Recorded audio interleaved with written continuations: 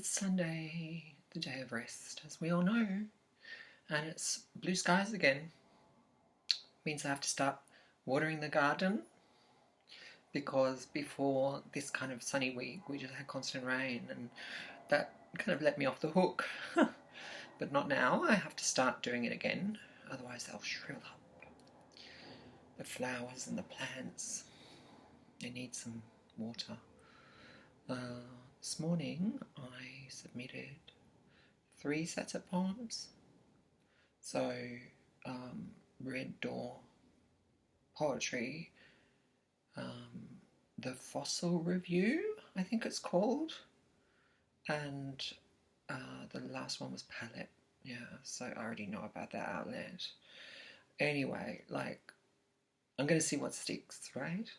I think it's Red Door has a special issue, or it could be the Fossil Review, called Timelines, and a number of my poems kind of deal with that. So I decided to bunch a couple together with one that's explicitly about time, the body as a time machine, and that's the heading poem of the collection Loop Vertigo, which is called Loop Vertigo.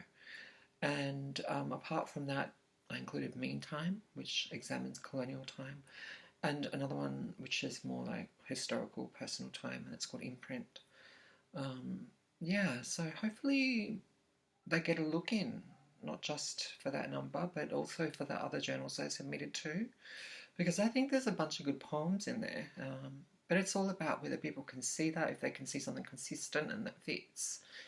Apart from that, I submitted The Boyfriend of Chimalhuacán to the Missouri Review, and I think I mentioned this before. Mirage, I sent to Narrative, and I'm thinking of bringing up to the surface old short stories that I never even sought publication for. There's one called The Generalist and His Cat, and that's got no autobiographical content at all. Indeed, if I had to characterize it in some way, this is how I would characterize it. So it's called The Generalist and His Cat, and it's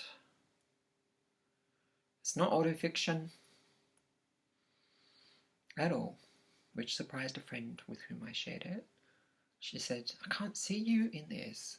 It's a grotesque historical fable narrated by a servant in the household of a ruler whose beloved Abyssinian becomes both companion and emblem of his master's obsession with power, legacy, and immortality." So that was written 26 years ago. There's possibly another one called Electric.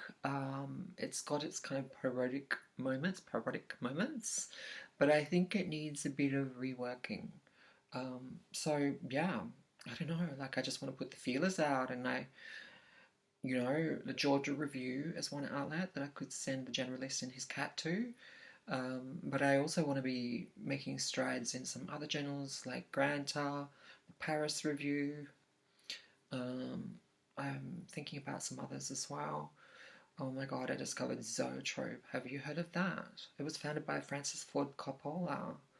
And they even take, in, I think mainly competitions, they take screenplays. Whew, I would love to write a screenplay, honestly. And there's some areas of my writing that have very cinematic qualities to it anyway. But the first bunch of submissions today, those sets were just poetry, not fiction.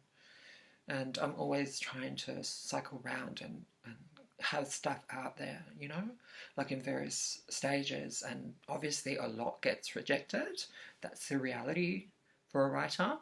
But sometimes things stick. Yeah, I had a good 5 months where I had 9 pieces taken. Oh, I do have something coming up in an anthology. That's an old poem called Ode to a High Rise.